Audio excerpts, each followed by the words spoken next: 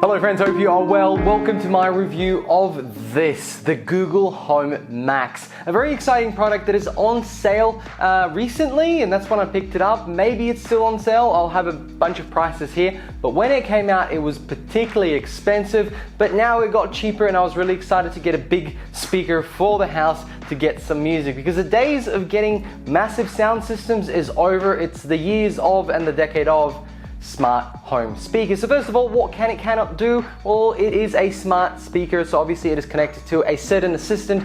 This time around, it's the Google Assistant. So when you talk to it, you gotta say, hey, that special name and Google. So when you do talk to it, it responds instantly. The microphones pick your voice up really, really well. There's two microphones right at the top and it does that job really well. I'm gonna tick that box. We're not gonna spend too much talking about the assistant because it can do everything else that all the other assistants can do, and you've seen on this channel already. It has two 18mm tweeters right on the corners here, and it also has two large woofers at 118mm right here. Now this is interesting because it does stereo sound. This is one of the only smart speakers that can do a stereo sound, and it can only do it while actually sitting like this. If it's propped up straight, like you may see right now, boom, it is not actually going to do that. So keep that in mind. However, you can buy two of these to have a stereo system and make them basically like shelf speakers. You've got some basic touch controls at the top. You can swipe left for volume down, volume up to the right,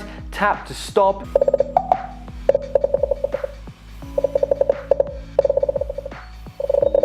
And that's it. There's a button on the back to turn off the microphone. On and off, it's just a switch. The mic's back on. The mic's off. And of course you've got the power plug and a USB-C port. For what reason? I don't know. Maybe support, maybe servicing, but you can also charge your phone off it. So that's interesting. It also has a 3.5mm jack, so just in case your device is like an old iPod and you want to play some music from it, you can play it straight to this device from a 3.5mm jack. It also connects via 2.4 GHz and 5 GHz, so that's all your bases covered for Wi-Fi. It has Bluetooth 4.2 and unfortunately no Ethernet cable. So let's talk about sound. This is one of the best sounding speakers I have ever heard, especially for music. It is brilliant. Those stereo speakers oriented this way play some really high quality music. But to note, your music should also be high quality. Don't expect to play MP3s and get some crisp sounding songs. What you're gonna have to keep in mind is you might want to change the way you stream music, maybe set it to high quality, and in the Google Home app, you'll be able to do so with Spotify or Google Music, whatever service you use. It works with every one of them. Except of course Apple streaming, which you can just stream from your iPhone into the speaker anyway. By the way, the Google Home is upside down. It will work best if you turn it over. It also updates itself, so you never have to worry about keeping it up to date in regards to software. Maybe it'll brick itself if Google ever comes out with a piece of software update that wrecks this, but until then, it should be fine. Now onto the actual sound level. So because of the size of it, you probably won't be blasting it at 100%. I highly do not recommend it. It's going to hurt your ears, and I've tried it, but I also walked out of the room because it's so loud.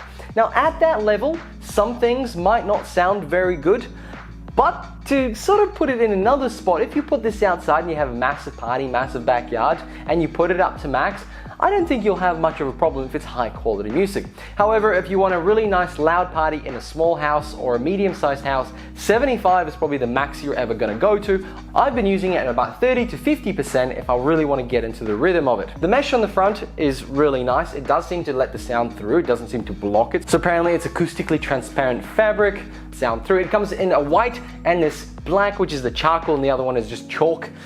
Funky names. I know Google loves to put those names through. Now let's talk about price. At $400, this is a very expensive product. But if you lower that price to $200, which is what I got it for, I think it's very reasonable. Actually, you might even say it's cheap, but it does do the job really, really well. At $200 for a speaker that can fill the whole house, and it's smart, and it's high quality, you're not gonna go wrong. So I highly recommend it if you're getting it for that price. If it's a little bit lower, $350, $400, you're sort of getting to the high end. I still think you'll be very happy with it. It just depends if you're willing to pay $400 for the privilege of having a nice, loud side assistant speaker with no screen, no nothing. So this is comparable to the Home. Obviously, this is the Max version. This has got the big woofers, and because of that, you're paying that big premium. But the difference is almost $350. Let's say it's $300 when the other item, the Home, was at $100. So it's a huge premium for that. The other Home doesn't sound as good when you put it up loud.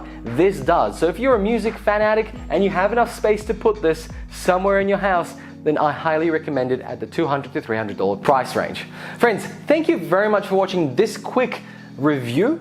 There's not much more to say about it. It is very good. I highly recommend it for the sound, again, at the right price. But I hope you enjoyed this video, and I hope to catch you guys in another one. Please like and subscribe if you want to see more content, and let me know what you guys think about this speaker. Thanks, and bye!